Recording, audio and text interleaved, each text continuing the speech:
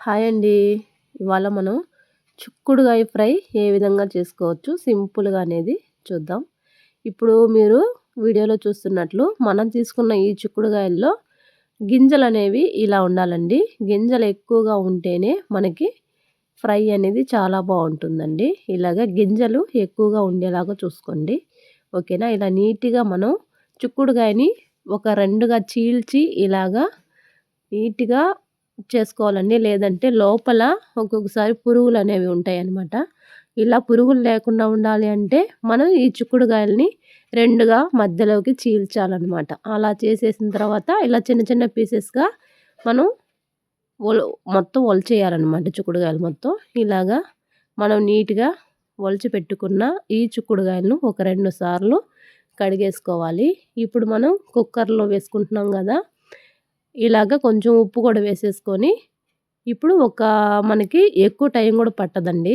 ఈ చిక్కుడుగాయలు ఉడకడం కోసం ఒక 2 విజిల్స్ కూడా మనకొచ్చేసాయనుకోండి సరిపోతుంది. అంతకు మించి మనకి ఎక్కువ విజిల్స్ వచ్చినా కూడా అవి మొత్తం మరీ మెత్తగా అయిపోయి బాగా సంగటిలాగా అయిపోతుందనమాట. సో, గుర్తుపెట్టుకోండి ఈ చిక్కుడుగాయలకి మనకి ఒక 2 విజిల్స్ వస్తే సరిపోతుందండి. 2 విజిల్స్ వచ్చేసిన తర్వాత ఇక మనకి స్టవ్ ఆపేసుకోవాలి. ఇప్పుడు ఈ ఫ్రైలోకి కావాల్సిన పొడి ఏదైతే ఉందో అది మనం తయారు చేసుకోవాలండి. ఇంట్లో చేసుకుంటే బావుంటుంది. ఇందుకు ఎండుమిర్చి అనేది ఇలా తీసుకొని ఇందులోనే కొంచెం ఉప్పు అనేది వేసుకోవాలండి. ఇప్పుడు చూడండి, ఇది సాయిపప్పు అంటాం మేము. కొంతమంది పుట్నాల పప్పు అంటారు. ఒక్కొక్క ఏరియాలో ఒక్కొక్కలాగా పిలుస్తారు. అలాగా ఆ పప్పు, అలాగే మనకి తెల్లగడ్డ వేసేసుకొని ఇది కొంచెం మెత్తటి పౌడర్ లాగా రెడీ చేసుకోవాలండి. చూడండి, ఇలాగా మెత్తటి పౌడర్ అయితే అవ్వాలి. చూసారా? ఇలాగా మరీ మెత్తగా కాకుండా మరీ బరకగా కాకుండా ఈ విధంగా ఉంటే సరిపోతుందండి. ఇది మనకి చాలా టేస్ట్‌నైతే ఇస్తుందనమాట. ఇలాగ మనం పొడైతే రెడీ చేసుకొని పక్కన పెట్టుకోవాలి. ఇప్పుడు ముందుగా ఉడికిన ఈ చిక్కుడుగాయలన్నిటిలో కూడా వాటర్ అనేవి ఉంటాయి కదా! ఈ వాటర్ అనేది మనం తీసేసుకోవాలనమాట. చూడండి, ఈ వాటర్‌నంతా వంపేసుకోవడం కోసం చిక్కుడుగాయ కూడా కరెక్ట్‌గా ఉడుకుతుంది చూడండి. ఎక్కువ కాకుండా, తక్కువ కాకుండా మనం ఇలాగా చేత్తో ఇలా అన్నప్పుడు మనకి అర్థమైపోతుంది. సో, ఈ వాటర్ అంతా వంపేసుకోవడానికి మనకి ఇలాంటి చిల్లులుగా ఇది మేము జల్లెడ అంటామండి. సిబ్బిరేకు అని కూడా అంటాం. ఇందులో పోసేసుకుంటే మనకి ఎక్స్ట్రా ఉన్న వాటర్ అంతా కూడా బయటకొచ్చేస్తుంది. సో, ఒక 5-10 మినిట్స్ అలా వదిలేసామంటే మొత్తం వాటర్ అనేది వెళ్ళిపోతుంది.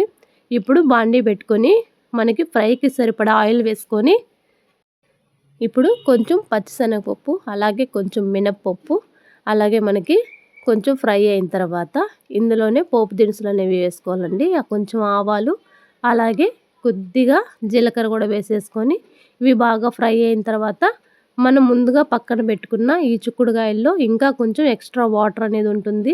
ఇలా గట్టిగా పిండేసుకొని ఈ ఆయిల్ అనేది వేసుకోవాలండి. ఈ మనం ఈ ఫ్రై చేసుకునేటప్పుడు కొంచెం మనకి మంట అనేది సిమ్‌లోనే ఉండాలనమాట. మంట ఎక్కువగా పెట్టి మనం చేసినట్లయితే మాడి వాసన వచ్చేస్తుందండి. మాడిపోతుందసలు.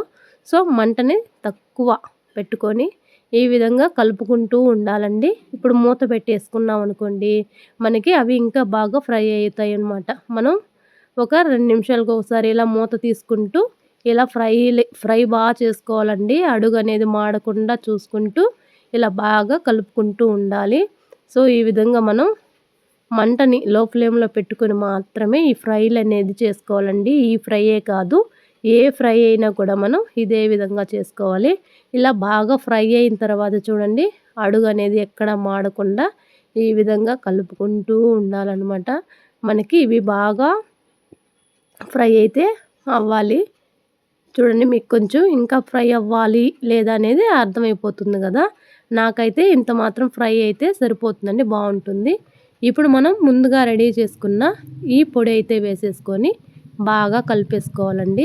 చూడండి, ఇలా బాగా మొత్తానికి కలిసే విధంగా అయితే కలిపేసుకోవాలి. లో ఫ్లేమ్‌లోనే జరగాలండి ఈ ప్రాసెస్ అంతా కూడా. ఇలా ట్రై చేసి చూడండి. చిక్కుడుగాయ ఫ్రై అనేది చాలా టేస్ట్‌గా ఉంటుంది. పప్పులోకి కానివ్వండి, పచ్చడి కానివ్వండి, ఏది చేసుకున్నా కూడా కాంబినేషన్ అయితే చాలా బాగుంటుంది. సో, ఈ విధంగా ట్రై చేయండి. మీరు చేసుకునే ఈ తాలింపులోకి గింజలు అనేవి ఎక్కువగా ఉండేలాగా చూసుకోండి. ఓకేనా? వీడియో నచ్చితే లైక్ చేయండి, షేర్ చేయండి. Bye bye.